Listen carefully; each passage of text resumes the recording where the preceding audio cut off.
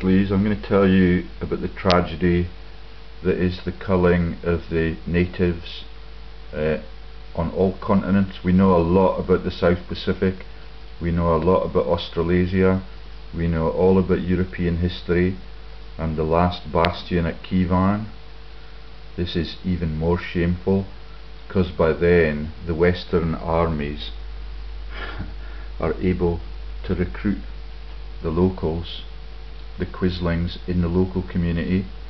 They're able to make them loyal to the British Queen, and all of it is a massive conflict to get the numbers down, thousands and thousands of miles from home. The take is massive, and all of it gets consumed by the Western greedy bastards, by the European settlers who become the world owners. That's the English speaking world, with a lot of input from Germany, Italy and the mafias that now run the world. Okay, it's a complicated story. I'm going to tell you in little chunks, and I'm going to tell you what's going to come next. Okay, the man who wrote the novels about this is massive in the jokes that ensue, and that takes you into Nottingham, Sherwood Forest and Notting Hill in England for a laugh.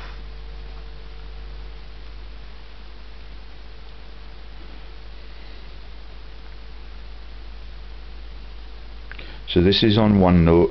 If any of you are American Indians and you have the courage to get in touch, I would love that.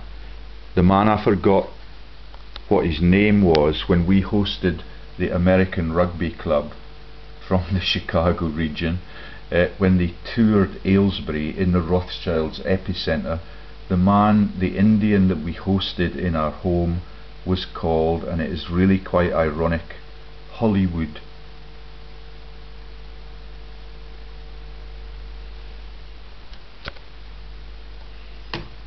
Okay, so I'm going to tell you what I've already told you in some parts of the story. Let me just drag the slider. Yeah, all of the artifacts I have around me are part of the same joke. Yeah, the pale-face joke and the whiteboard joke.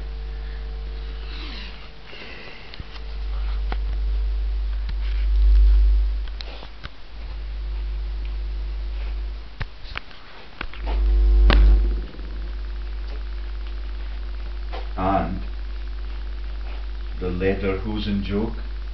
Yeah, that's part of the puppets on a string in the Sound of Music joke. All of it ties together. As long as you get the numbers down and as long as you make massive profits, they are quite happy to laugh at genocide.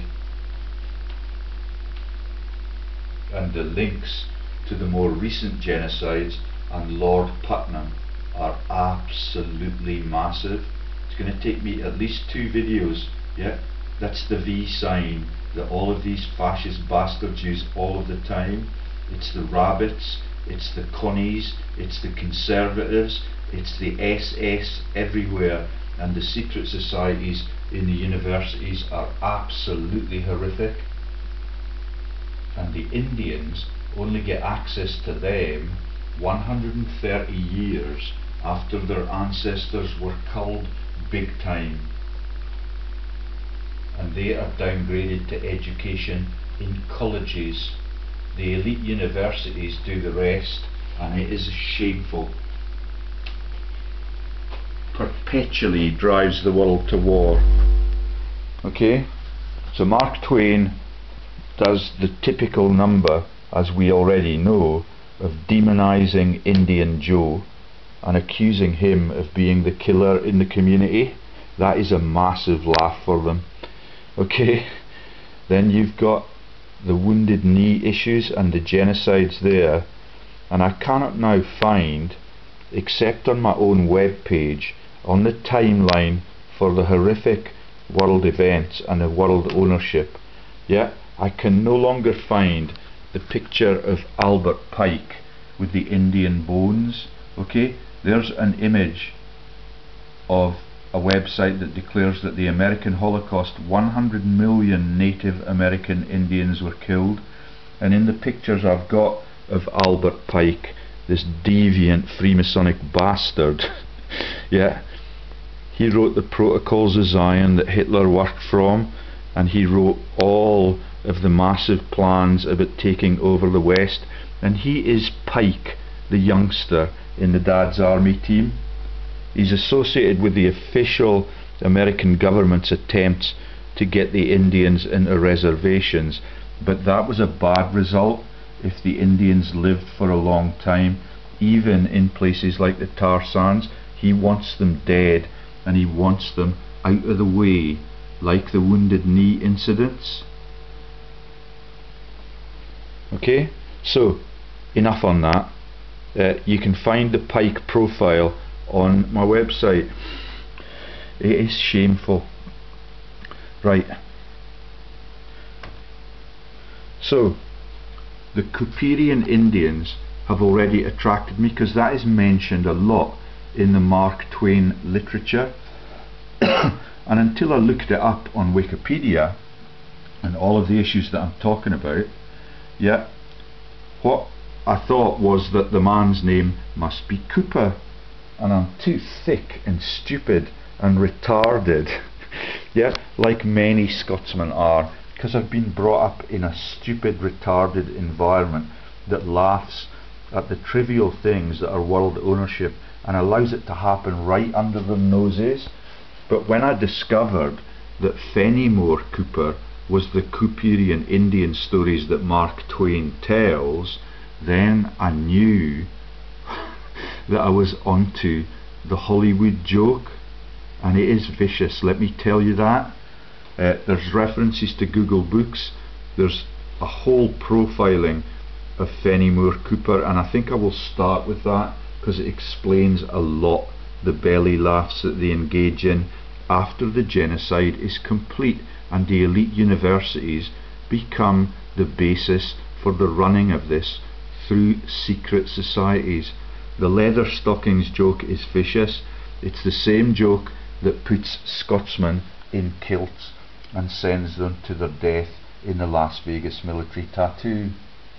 And everywhere across the world, including the Tyrol and the songs that are sung about Scottish soldiers dying far from their own mountains, and that's their own mountains in inverted commas.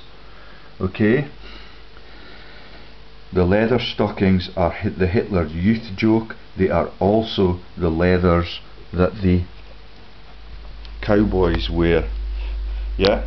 The jokes are vicious as usual. You've got Bing Crosby, the Marx Brothers, and all of the profiteers sharing them, and some of the jokes about seeing it and not talking about it are absolutely vicious, but they have opened my eyes in a big way, and all of the people that pretend that they're trying to free the world in the movements that have been in Nottingham this week know exactly what I'm going to say in advance. Right, so the hosen leather, the cloven hoof joke, okay, and the hose are used as the trousers in America as the cowboys slaughter the innocents, and they leave. The hose are made from the leathers that used to be the buffalo that the Indian peoples allowed to thrive. They kept the numbers balanced. They would not kill too many of them, and they had no guns and no pinstripes and no whiteboards, and everything was good and healthy and sustainable. Okay, so you've got the links to the Nazis, to the Scottish persecution of everybody that follows the beat of the drum in the kilt to their deaths. Bury my heart at Wounded Knee, and that takes you into jokes about George W. Bush's favourite singer, Hayley Westenra, singing with blind people because they're so evil. That's the Peltier jokes and the modern day scandals about the American Indians, who just happen to be called the AIM, the American Indian Mission. The mission is a joke about the YMCA and the cowboys going west. Yeah? The Peltier is a joke about President Wilson, who's the boss and a quisling to his American native nation, in later scandals around the same time as everybody was covering up the sins of President Nixon, which I'm going to talk about in an interview with a persecuted American citizen this evening, if they let me have the airtime. They are very nervous and they are already trying to close down our Skype communications. Okay? Right then, there's the beginning of the Yale jokes and the Linonian jokes out of Yale. Okay? Yale is an elite university. The elite universities are a menace entirely to world peace for the whole of world history. So there's the wounded knee and the shedding of the blame and the Viva Perlé songs that are used to cover it up, sung by the man who struck blind and Haley Westenra, aged only 18 years. They're prepared to abuse the young singers, and the young singers are perfectly happy to get their greatness, and I hope in Haley's case that she's none the wiser about why they make her sing those songs as the cover up for genocides and the jailing of people that are covers about the AIM, the investment markets in London, in the major cities all across America and all around the corrupted G8 and G20 and even the brutalized countries that they take over now. It is ruthless. There's nothing left to steal. They have the issuance of money in every country. Okay? The Putnam jokes shocked me, because this is another generation of Putnam jokes. Okay? That's Putnam, who was my boss at Sunderland University, the filmmaker who laughs at the religious fraud, laughs at running for your country on a Sunday because he knows that Christianity is a 2,000-year-old fake, and he laughs at the war dead in the Chariots of Fire London Olympic jokes. Okay, and I'm just going to show you a little snippet of that, because I'm going to have to make a whole video on the output of the Putnam revelations. Okay, that's the Putnam's monthly magazine of American literature, and the secret societies that are known as the Know-Nothings. That's the Notting Hill joke. That is the Sheriff of Nottingham. Keep quiet, do not say anything about it joke that Harpo Marx shared with the whole world, even although he was capable of speaking almost as well as the corrupted President Nixon, that all of these cover-ups shield and protect, because he's a friend of the ruling elites in Europe. The abdicated Mrs. Simpson and her hubby, the abdicated king, and all of them are genocidal, treasonous bastards. That would not get you a place at the elite universities in America, and I've gone from the elite universities in America to the ballet dancing sector in fucking Glasgow, the city of culture, and that's where you find the elite postgrads that are running the world, because the elite universities are now obligated to get funded from the Rhodes Trust if you're really posh, but you can get funding from only for American citizens to come to the other continents and to be funded. I forget what the name of the funder is, but the woman who's in Glasgow set up a shareholding of £60, yeah, in the ballet sector. She's on the board, and I can tell you this story separately, but that £60 investment in a new set of shares resulted in a 36 million return for the directors on that board. That's in the ballet dancing, take the piss out of the city of culture joke. Okay, the Putnam thing shocked me, because it explains the whole of the world's Freemasonic history and the role of the secret society and the elite university in our world. I'm going to have to make a separate video on that. And if you only like the punchy facts about why your relatives are in the war graves, then do not listen to that video. It's very philosophical. It is like the piss artistry. That's the know-nothings. Yeah?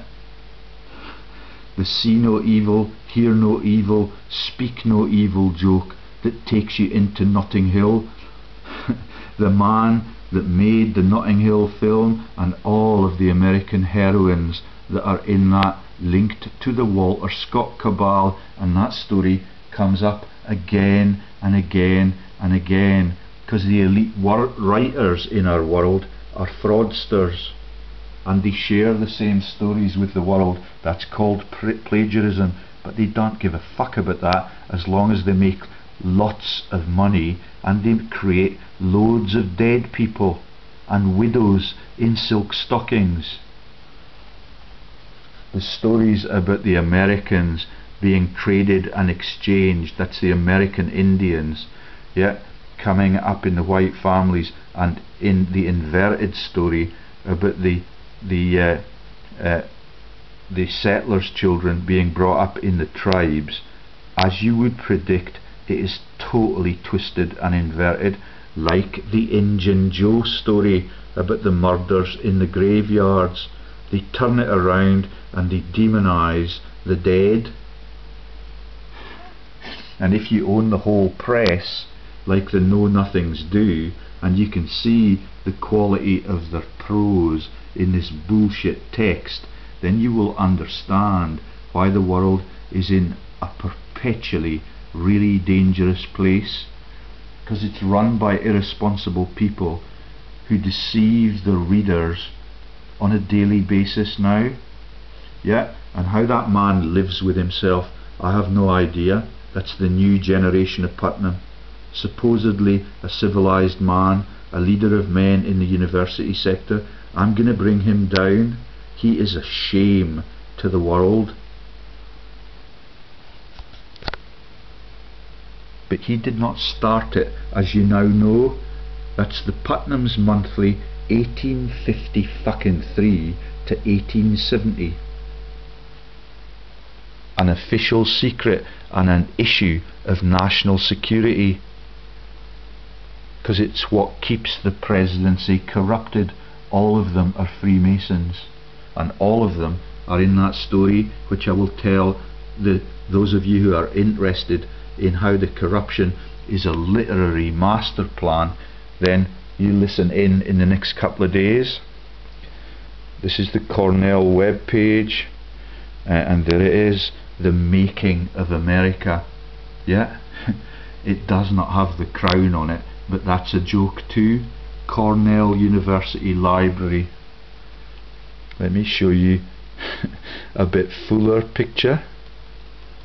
Okay, browse Making of America, Putnam's monthly magazine of American literature, science and art, like the ballet dancing, stock market share releases by the piss artists and the intellectual geniuses that steal from our world. Big red Cornell University. That's the irony. You've heard in the Godfather movie how the gods like red, so that's why the thieves use it. The Rothschilds have got it on their hexagram. It then became the blue hexagram of Israel. It's getting quite gusty outside, and the rain is pouring onto the windows.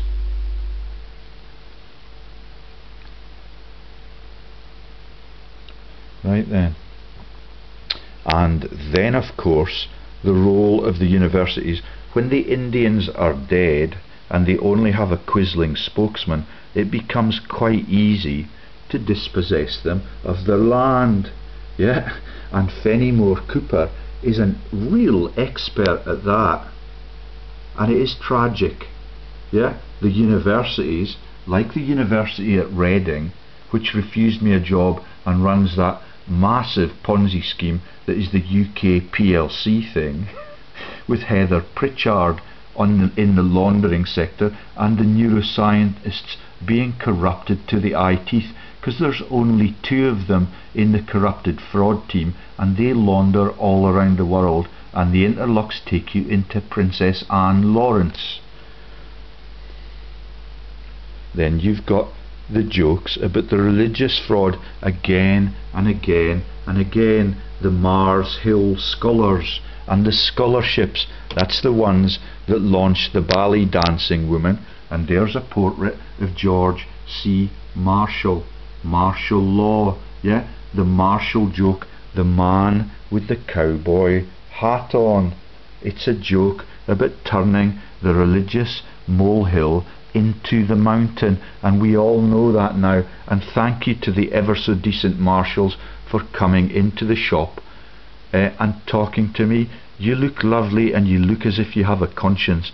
I am not trying to hit on the modern day marshals, because they are just a legacy of these evil bastards that were their forebears.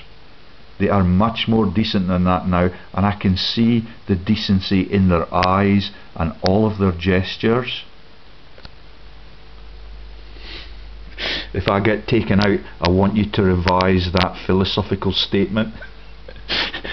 Right, then you've got the Indian tribes, and this is right up next door to fucking New York, the epicenter for the Empire State fraud. Yeah, the Columbia place that is, with Rome and London, chosen to rule the world. That's where the Iroquois nation came from and was killed really efficiently by these methods. Okay, so where do we start? And then you've got the acts of God that ensue, and the massive eruptions, the massive seismic activities, and the creation of the falls. Yeah, the falls line and the fault line. I know there is a God, and I know what the gods do, which is why the Balfours have a massive waterfall on the estate that I was born in. Yeah, if you're prepared to steal from the world, then God will let you know that you have got a real prospect of dying young. Yeah, and all of that has the whole of this tyrannical world in a panic attack now. Thank you to the Americans who are talking to me for talking openly about how your children have been stolen from you, like mine, by the elites that run the world from massive mansions. And the estates like the Great Falls that are in Canada, where Beaverbrook was launched from, are no exception. The world's genocidal leaders are the owners of vast tracts of land everywhere, which is why Prince Charlie is looking a bit nervous, and why they've used the C word to name his granddaughter.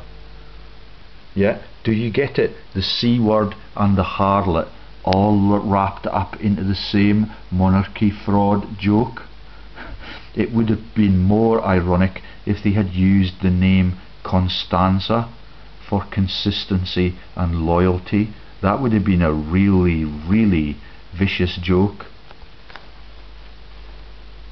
Right, so you know the Mark Twain story in brief. I'm going to take you first to Fenimore Cooper, because he's typical of the New World Order elite authors. Shakespeare, Walter Scott, all of their stories come into his tales. It's ever so easy to own the world if you're prepared to kill its indigenous peoples. And these guys are all experts at it, and the comedians like Hope and Crosby that laugh at it, and all of the Marx Brothers jokes are absolutely vicious, which is partially why Harpo is smart enough to keep quiet.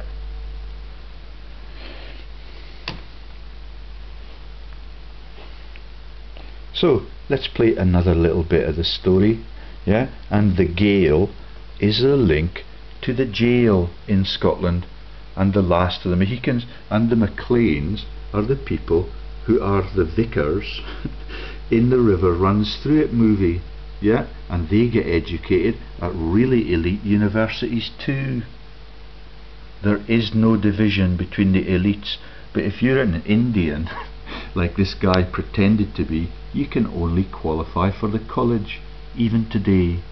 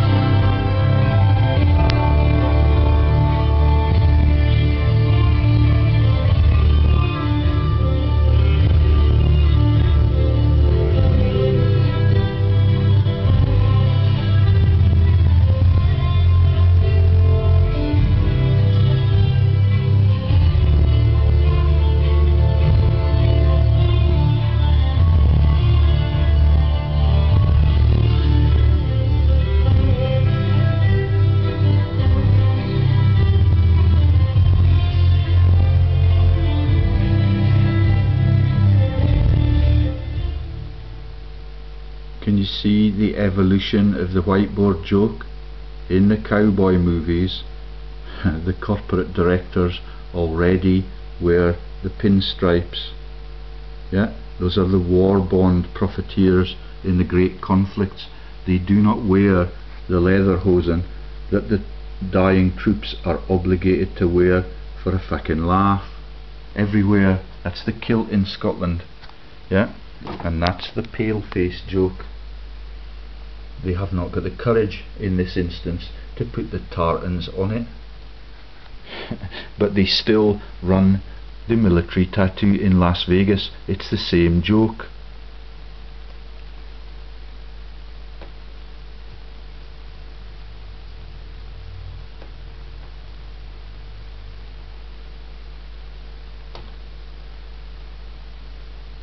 Right then, so the music is inspiring as always, and they think that's really funny, which is why it always gets the Oscar. And there are vast tracts of land up for grabs here, and that is the lock, stock and barrel joke. Vinnie Jones in the Cockney sector in London still having a laugh at how even in this case the Indians were allowed to cull their own tribes. Yeah, you switch sides, you get a cash bang for it, you've got a massive weapon, and you can kill your own brothers, which happens in the Masons all of the time, but they don't give a fuck about that because they're stupid and greedy and believe the philosophical writings of men like Fenimore Cooper and Walter Scott. It's getting quite gusty now. Right, so let's go back to Fenimore Cooper, and hopefully I can tell you some of his sad and sick story before my batteries run out.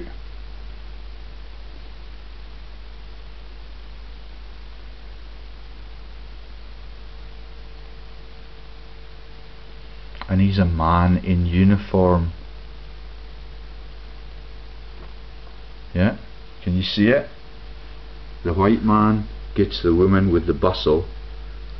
The Indian gets the bear to shag or to wrestle with, and the bears are the Rothschilds when they're still in Eastern Europe, and they have to wait for quite a long time before they take over the 6,000 or so events that were the issuance of money in small town America, and then they create the Federal Bank, and then they kill Kennedy to keep it.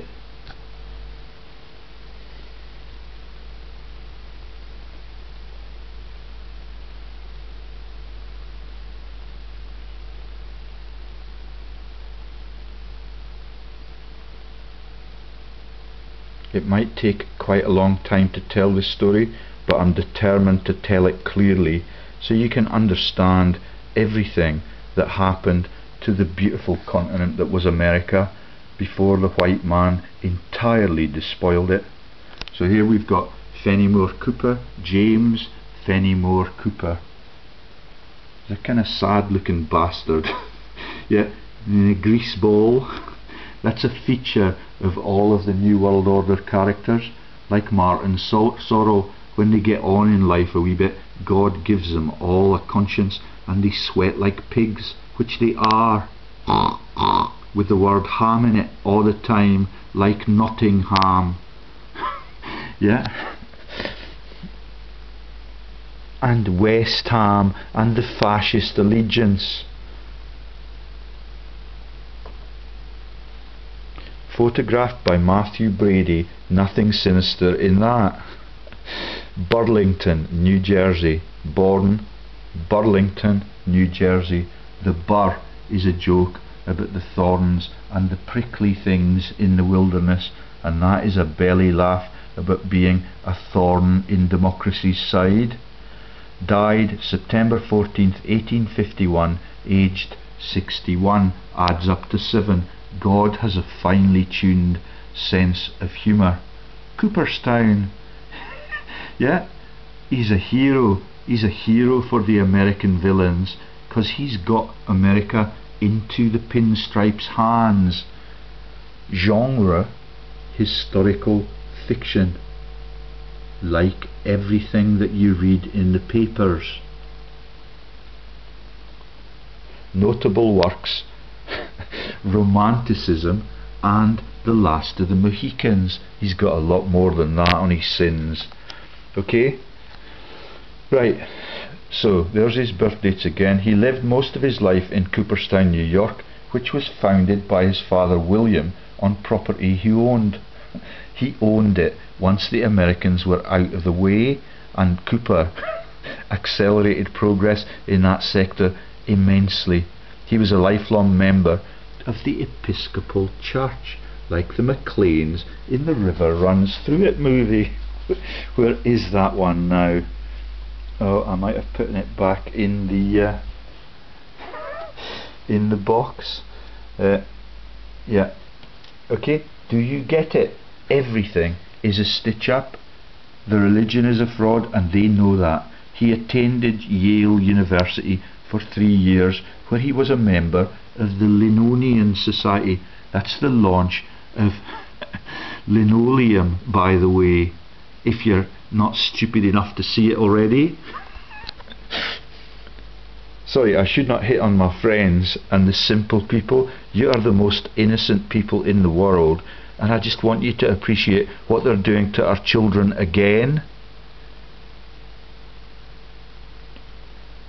And this story keeps coming up for the public school boys and even the professors at Otago University, because they're not good in the dorm and they bully people into suppression. Thank you to Martin Connolly for stepping down off your podium as the protector of these methods in New Zealand on behalf of the Crown. And it's really good to hear that your son has fucked off back to the Southern Hemisphere, because he's a total deserter to everything that I represent. But he's a really intelligent guy, and he will get what he deserves in the end. Member of the Linnean Society, but was expelled for misbehaviour. Before embarking on his career, he served in the US Navy as a midshipman.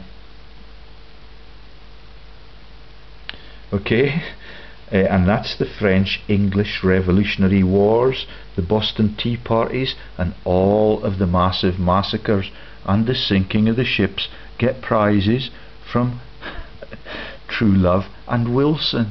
And when the Wilsons then get persecuted because they're president of the American nation, it's really efficient in covering up the activities in the corrupted stock markets, because they are also called the AIM. The novel that launched his career was The Spy, a tale about counter-espionage set during the Revolutionary War and published in 1821. Jim Fetzer was surprised that people can no longer run elections honestly, and that he acknowledged that that was launched out of the CIA in America, but it was imposed only on other countries at that time. Yeah, and this guy is all over other people's countries, including revolutionaries in Poland and their suppression by the super elites, who have by that time, when he met them, fled to Paris. He's best known for his leather stocking tales. Yeah, the Lederhosen joke. In The Sound of Music, that is the puppets on the string. In the Lederhosen, in the Hitler Youth, then they become the Pope or the head of Lonro, and they steal and kill people for the diamonds, the oil, and the natural wealth that could be as simple and as unproductive as things like magnesium if you're prepared to go into African mining.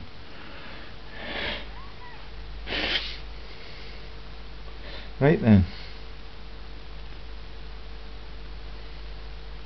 So, he's a romantic novelist, and the biggest romance is the culling of the American Indians and the Canadian ones and all of the people in between and on the offshore islands that then become the Channel Islands number 2, and that is part of the Monterey joke.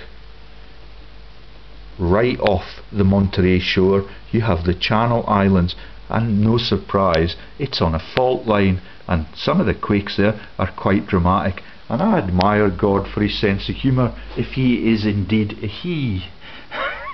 Nobody's allowed to know that, and I quite enjoy the intellectual challenge, and they've been very down up in the skies because it's taken me a long time to get these facts together, and I still don't know exactly what the wounded knee joke is, and they are bugging me about that lack of knowledge for quite a long time already, but I will get there. Okay, James Fenimore, oh, we've done that already. Feeble bloodline, Albany port, then into battle. He was descended from James Cooper of Stratford upon Avon in England. Do you get it? Where Zahawi is now the war criminal, yeah, where Greg Hallett has been replaced by a director on the Bideford Falls, which is stepping stones across the most corrupted literary river in our world, and they put pools of blood into that river all of the time to cover up the sins of the world's heroes. This bit's sad, because with a change of one letter you can get the joke and launch it on the world.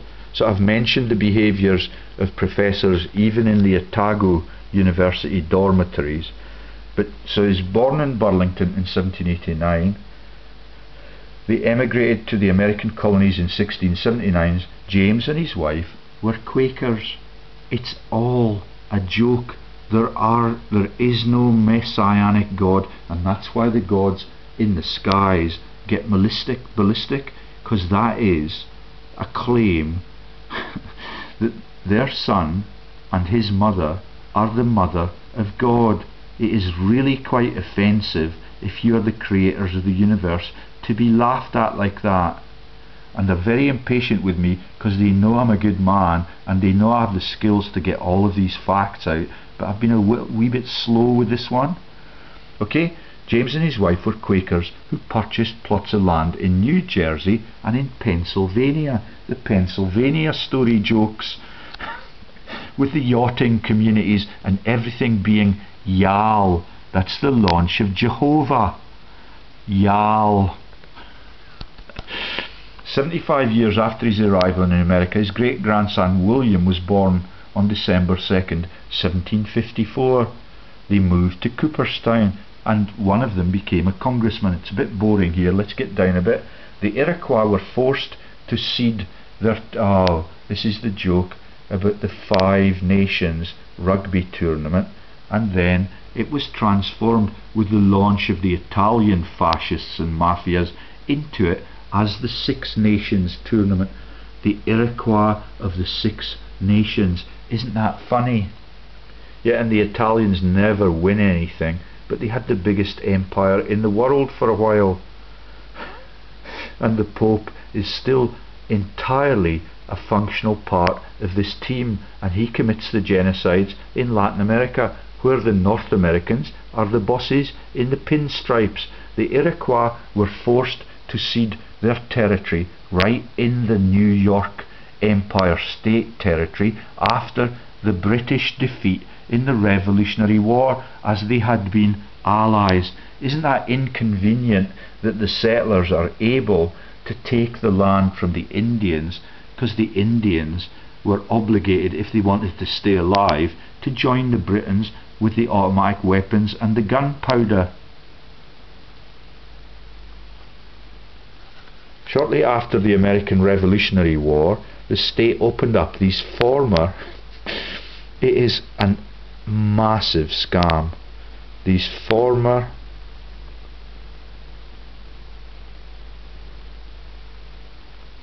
Iroquois lands for sale and development. Cooper's father purchased several thousand acres of land in upstate New York along the headwaters of the Susquehanna River. Anna is the Jewish priestess and is an island in the stream, which, when these events occur and the seismic events and the falls line events occur, become massive waterfalls. Yeah? Right then, let's find the next highlights. There's the nice little house that they get. Yeah, and it looks just like the houses in the American Revolutionary films and the films about the American Revolutionary Wars, and Tara and vast tracts of formerly Indian lands. And the slaves are already enslaved, and they're the black people. They get treated reasonably well in this story. And now the black man is the president. Otsego Hall. This distressed me a bit. It's a joke about Otago. If you change the letters and you drop them, yeah, the southeast comes out and the Australasian goes in, you've got a... ooh, crikey. Wow. Wowa, wowa, wowa. Yeah, so that's the Otago University joke. I did not get it till this week. Yeah? Right then. So, Otsego Hall, Cooper's home. At the age of 13, Cooper was enrolled at Yale, but after inciting a dangerous prank that involved blowing up another student's door, it was Professor Alan Herbison that told me these stories, and that quizzling little student of neuroscience, the genius that is young Billy Connolly. Yeah, and the Billy Connolly jokes about the working man are really vicious.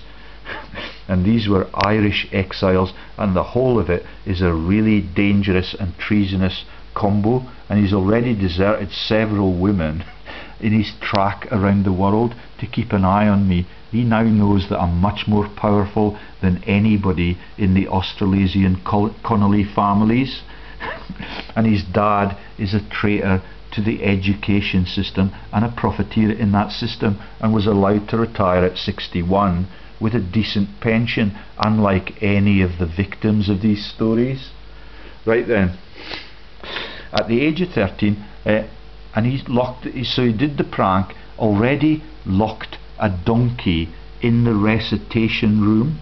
Yeah, that's a joke about the people that make the speeches and run the world being like Jesus, an ass. Yeah, and that in some countries in the South Pacific becomes the monkey on your shoulder, and all of it is related to the Jewish angels, and it is really facile and superficial and should not be a part of world ownership, but it is.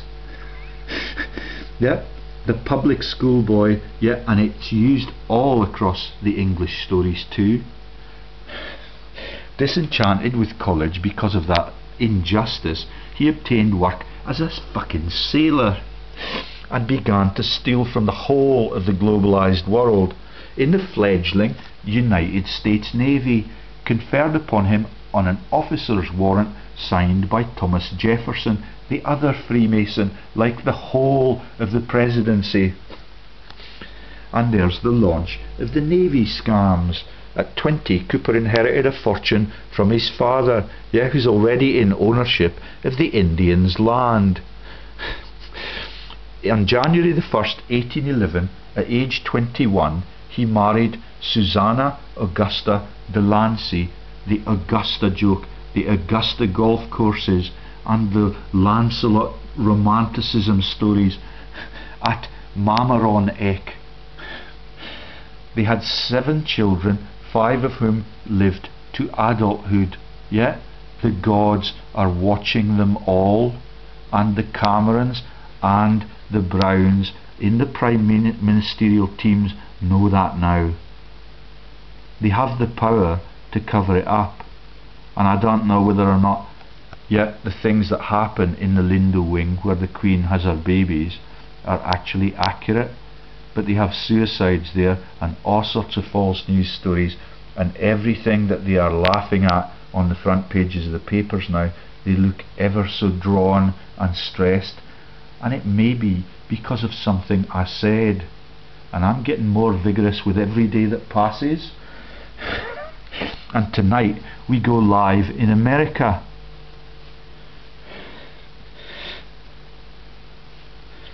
Okay, female suffrage, yeah, the plight of the woman, yeah. They had 7 children, 5 of whom lived to adulthood. Their daughter, Susan Fenimore Cooper, was a writer on nature, female suffrage and other topics. She and her father often edited each other's work. Among his descendants was Paul Fenimore Cooper, who also became a writer.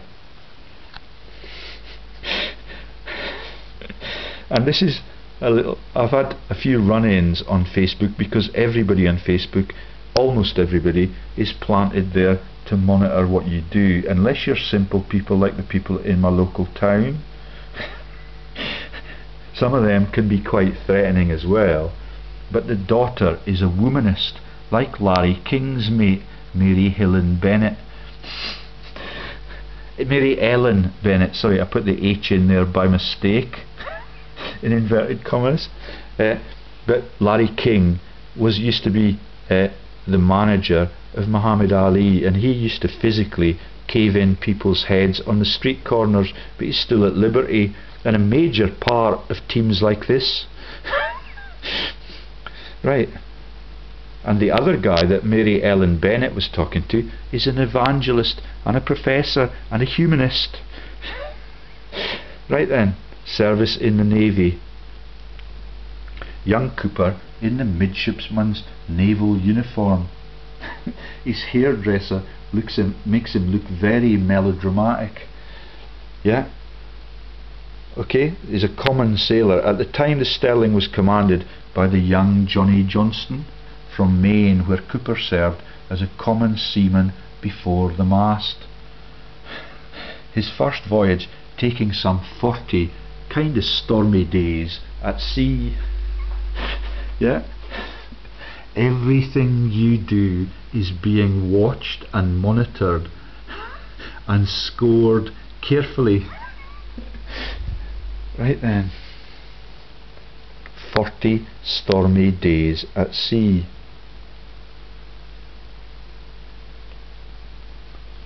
And the SS Sterling LLP and the launch of the Johnsons and the LBJs is unmissable.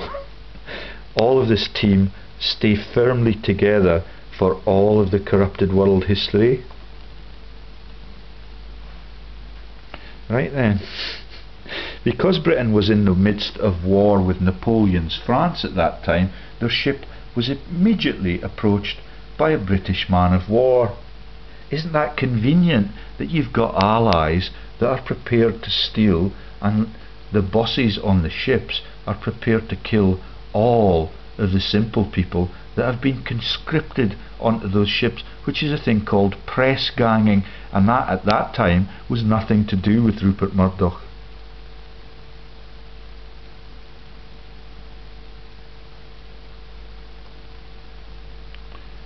So I've got a statement there about Napoleonic overlaps. They seized one of the Sterling's best crew members and impressed him into the British Royal Navy. That's the elite scholarship concept. Yeah, and in Beaverbrook's case it is much higher impact than that. Yeah, you slot somebody into the power team, you put them in the War Office, and they screw up the whole world for cash.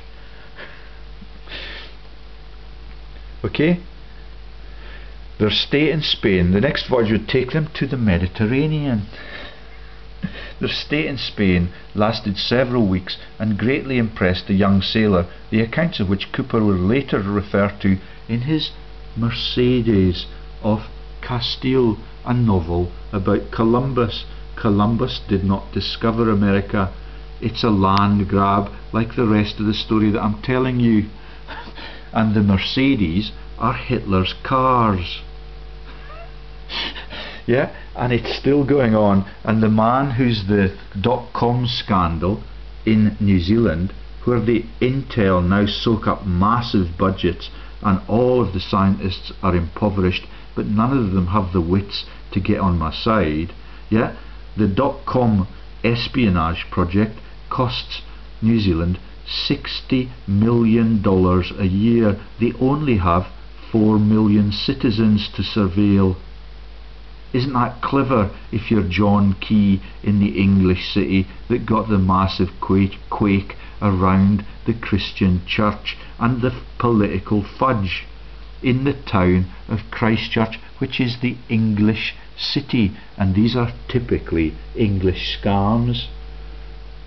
And the column takes you back to the temple in Jerusalem and the Columbia that is the Empire State in America.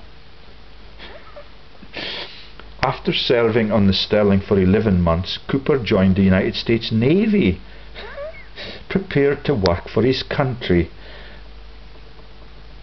Okay, because Cooper had conducted himself well as a sailor, his father, a former US congressman, easily secured a commission for his son through his long-standing connections with various politicians and naval officials. The warrant for Cooper's commission as midshipman was signed by President Jefferson and mailed by Naval Secretary Robert Smith. And then you get all the issues that all of my friends globally, yeah, who do not go for the jugular on anything, but they talk about historical pacts and things like Admiralty law. Yeah, Cooper signed the oath and had it notarized by New York attorney William Williams Jr., who had previously certified the Sterling's crew. After Williams had confirmed Cooper's signature, Cooper mailed the document to Washington. First naval assignment came in March 21st, 1808, aboard the USS Vesuvius. All of them understand the religious fraud and the might of God to render Vesuvius explosive and to explode onto the Villa Papyri in Naples, which was at that time called Herculaneum for Romanticism. An 82-foot bomb ketch that carried 12 guns.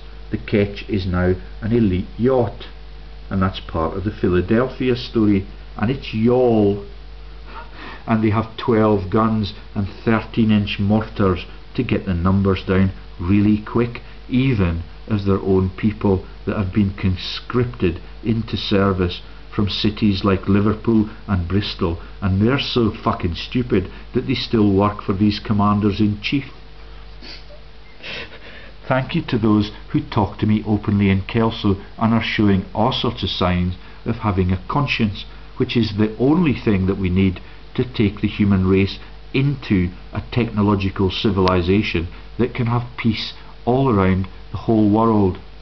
Lieutenant Melanchthon Taylor Wolsey, that's the name of the legendary Orca Fat Chancellor, who was evil enough to be the Chancellor before Sir Thomas More, who could read and write and did not understand the religious fraud, but was killed. Yeah, maybe a bit like Shergar. Ah, merde.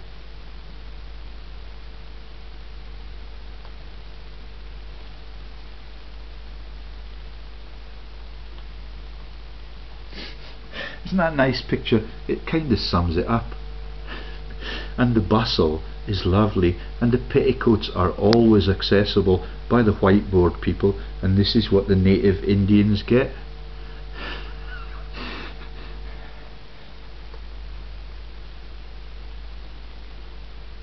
Okay, the last of them. Oh, so maybe we didn't miss a chunk. The last of the Mohicans, white man gets the fania, and Indians get the bears. No condoms till Africa was breached, and Obama is a love child. Okay, illustration from the 1896 edition by the Merrills, who my students from Sunderland are married into, and they live in the mountains near Nevada, where the Godfather lived. In 1820, Cooper's wife Susan wagered that he could write a book better than the one she was reading. In response to the wager, Cooper wrote the novel Precaution in 1820. Its focus was on morals and manners, was influenced by Jane Austen's. The Janeites are the even more evil people in the religious profiteering sector, because they don't even pretend that they have an affiliation with God. Okay, and this is the approach to fiction. He anonymously published Precaution, and The Spy was published in 1821, inspired by a tale related to him by neighbour and family friend John Jay. The Blue Jay joke, it is really big, and it keeps coming up into the story later on. Okay, as much more successful and became a bestseller, the setting of this revolutionary war tale is widely believed to have been set at John Jay's family home, the Locusts, the biblical threat to the human race. Yeah. The Pioneer's leather stocking series features Natty Bumppo. Yeah, this is very serious intellectual literature. Natty Bumppo. Yeah, the pale marks, the pale faces. The Bumpos are resourceful American woodsmen in the shrubbery sector. Like my charitable appeal to your conscience the other day, at home with the Delaware Indians. Delaware is the newest onshore tax haven in the American continent, the North American continent. Yeah, that's Delaware, where the laundering is now installed and has been substantiated for years and years and years on the American mainland, and it is also the river across which the Democratic president sailed in a triumphant gesture, because all of these people do paintings and stories that are big sellers, and the people are gullible enough to swallow it all and not to turn their guns on their leadership teams. That changes now since they educated us.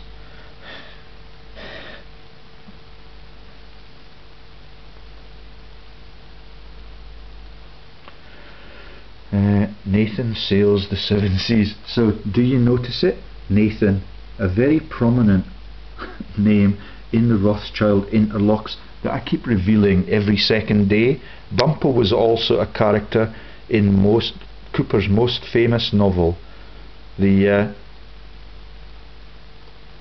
Last of the Mohicans, 1826, written in New York City, where Cooper and his family lived from 1822 to 1826.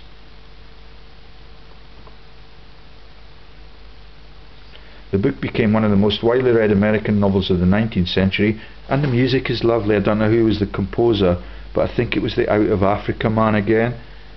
It is really a lovely tune. It is really a sad story. In 1823, while living in New York on Beach Street, in what is now the town's Tribeca, which has sinister connotations for Treblinka, and they think that's really funny, and the name of the woman who was the love interest in the Mark Twain stories is Becky Thatcher.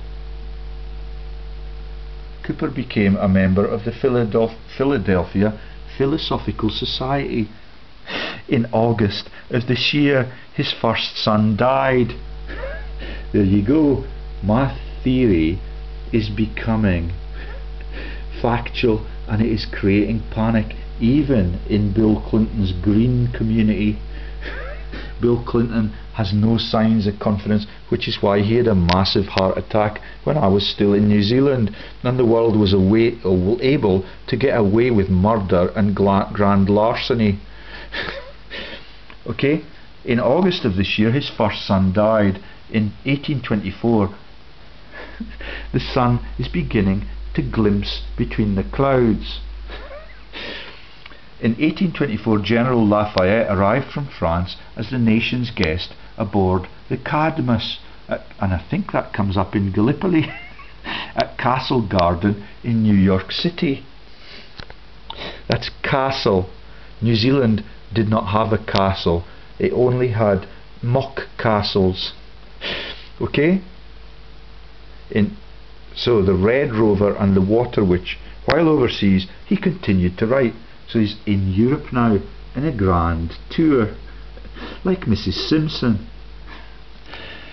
The Red Rover and the Water Witch, two of his many sea stories. During his time in Paris, the Cooper family was seen at the centre of the small American expatriate community. Yeah? Having a good time, as has become traditional. During this time, he developed friendships with the painter Samuel Morse. Yeah? The codes, everything that defrauds the Bible, everything that is in the stories about double agents in World War II, they're part of it. Yeah? And with the French general and the American Revolutionary War hero Gilbert du Motier, Marquis de Lafayette. Yeah? Okay, in 1832 he entered the lists as a political writer in a series of letters, Le National, a Parisian journal. He defended the United States against a string of charges brought against him by the Revue Britannique. Yeah, I often resort to the Encyclopedia Britannique because the media now are so deviant that nothing that you can find there is the truth. And the generation before us that fought for us in the war were savvy enough to get rid of the Tories for a while and to let the NHS build itself, to let our road and railway infrastructure develop and thrive until Beeching took it down. For the rest of his life he continued skirmishing in print, like the whole of the Free Press do.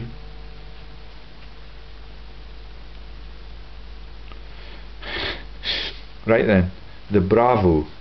This opportunity to make a political confession of faith, oh no, we're into Christianity now, reflected the political turn he had already taken in his fiction, having attacked European and anti-republicanism in the Bravo. Cooper continued this political course in the Haydn Mauer and the Headsman, or the Abbey of Vigneron. Yeah, the Abba, the Abbey, the religious fraud, the Heidi myths, yeah, and all of it is a crock of shit. The Bravo depicted Venice as a place where a ruthless oligarchy lurks behind the mask of the serene republic. That's the Indiana Jones joke, where he gans to Venice to try and find the secrets of the Holy Grail. And the Holy Grail is actually on the top of every church around the globe, and it is also the goblet or the chalice that they drink from in the celebrant's deviancy. What is happening with Catholicism and the religions up here at the moment, although the Church of Scotland have shown some signs of relenting against their theft project against the worshippers, yeah, I'm not letting them off the hook lightly, yeah, but some of them are getting constructive at long last, and it is really good to see, because they understand the power of God now.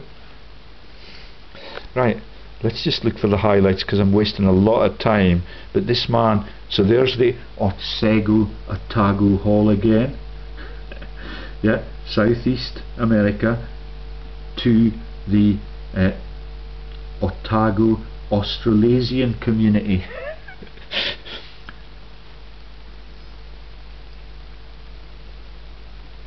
His historical account of the US Navy was first well received, but later was harshly criticised in America and abroad.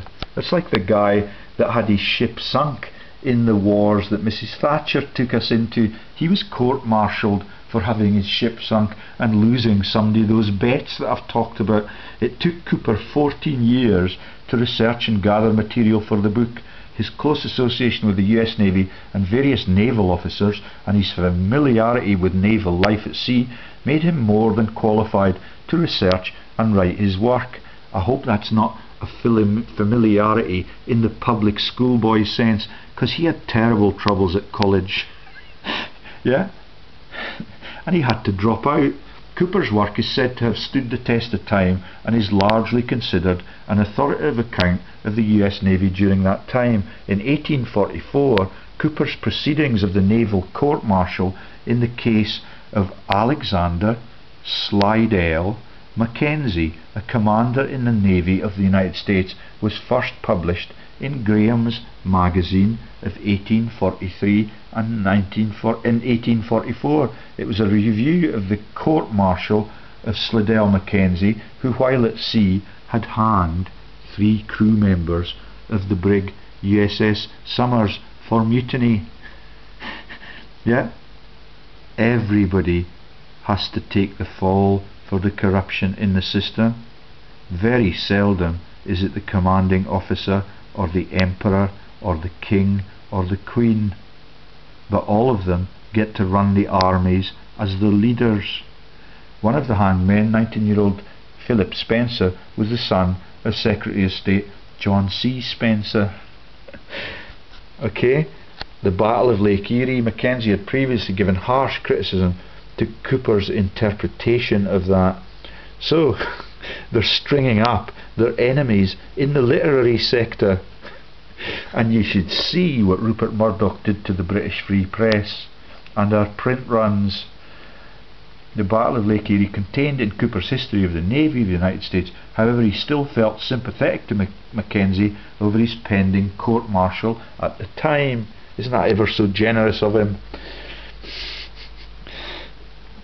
Then he published the lives of distinguished American naval officers, covering the biographies of Commodores William Bainbridge, Richard Summers, John Shaw, William Shubrick. Now that is the launch of the hubris joke, and Edward Preble. Preble is the writer about Scottish history and the massive massacres at Culloden and the evictions of all of the ordinary poor people to Australasia, where the Otago joke is the epicentre. Okay? Cooper's Old Ironsides, which is the equivalent of the SS River Clyde joke at Gallipoli, appeared in Putnam's monthly. Yeah? A huge fucking purball of philosophy that fucks the world between the ears, and the whole world is engaged in the massive genocides and the history and prose that surrounds that, and the poetry in this case is out of Putnam's monthly at Cornell University. I will tell that story in full at a later date, because the prose is absolutely sickening. But when I read it yesterday, the sun and the skies were so lit up that it was one of the most beautiful things I've seen in my whole life. Yeah, when you understand how the world gets defrauded, and that is lodged between your ears, and you're prepared to talk about it, the gods are ever so grateful. It was the history of the Navy ship Constitution, and became the first publication, the first posthumous publication of his writings. God has a finely timed sense of humour and of timing. Yeah? Right then, so that's the first of his posthumous contributions to Putnam's monthly. That's the Lord Putnam, Chariots of Fire, kill him in Gallipoli, sink the working man's ships, and slaughter everybody with the royals in the boats offshore. That's the illegitimate German royals that are having a laugh as they cull all of their cousins' armies and all of their cousins' neighbours. Navies rather. Okay? Right then, so I think we're getting near the bottom now.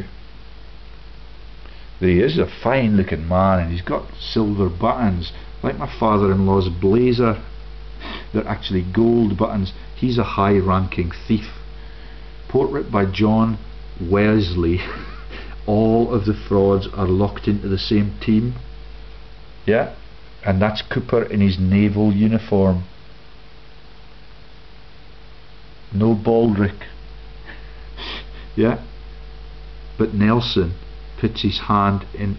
That hand could well be inside the jacket. Yeah, that's the pockets' joke.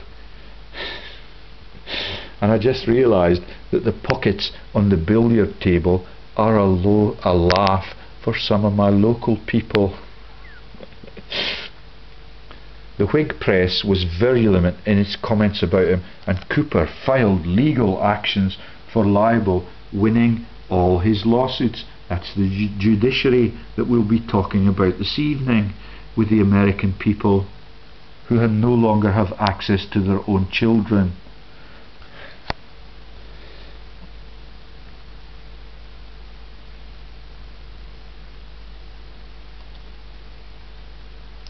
After concluding his last case in court, Cooper returned to writing with more energy and success than he had had for several years. So the judiciary are now on his side. Yeah, and they can see how profitable that is, and that is the equivalent of the Southern Reporter in my case.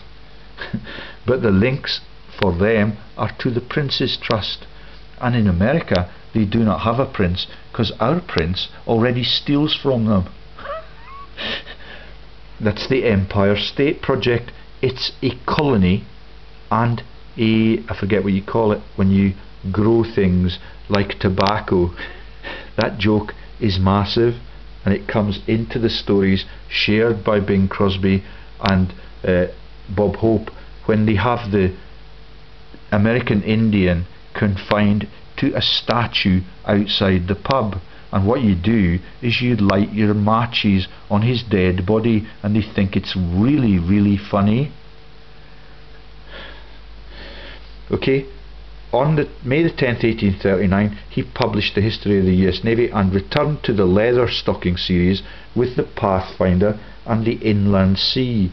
Now I think I may have pictures off to the right of the magnitude of the leather stockings. Do you get it? The buffalo, the American Indians, very prosperous and huge community of buffalo, are by now the uniforms and the gear on top of the rain-laden American continent, and that is the leather hose that the cowboys wear, and it's in the museum film, and the little quizzling Britain guy that makes that museum film makes you feel sick, because he's incapable of anything. His whole life is a comedic parody on how the world has been stolen from, but I can't remember his name, which just about summarises his life. Okay, the Pathfinder or the Inland Sea, and the Deerslayer, that's likely to be a joke about the vagina or the womb. Okay, and you've got the launch of Myers the Spy, who shagged me in this one too. The Little Page Boy comedies, yeah, the Little Page Boys in the downstairs sector with his pants down. And that is the Jake the Pegs joke. The peg boy in the navies is the little children that they use to get their sexual satisfaction and to get their sperm load unloaded up the arse of a little boy who, when he's not demanded by his colleagues in the conscripted navy, has to put a peg up his arse to keep everything flaccid and loose. Okay? And I did not understand that until I learned it from ABEL Danger. And it's the only information that makes sense that comes out of them, because they use all of the tricks of all of these teams, and that's why they met in Nottingham this week. They are not at all God-fearing, and maybe in the course of time they will regret that.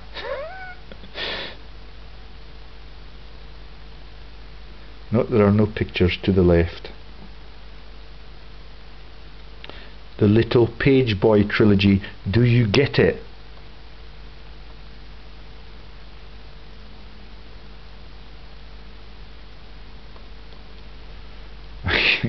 Where he defended, this is the Little Page Boy trilogy, where he defended landowners along the Hudson River, lending them social and political support against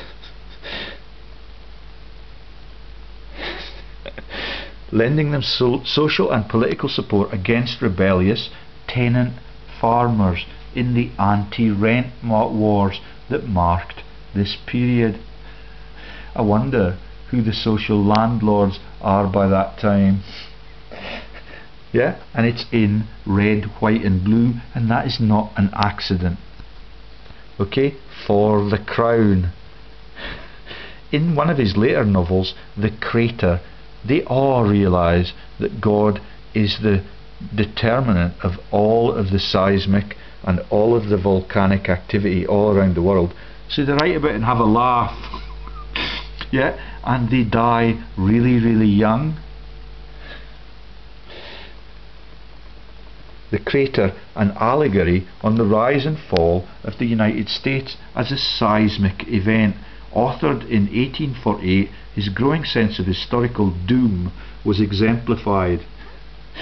At the end of his career, he wrote a scornful satire about American social life and legal practices called The Ways of the Hour, authored in 1850. His next novel was The Crater, or Vulcan's Peak. Yeah, and that is the launch of the Vulcans that were Mr. Spock. And Mr. Spock's joke is the beam me up Scotty joke about Jesus never quite making it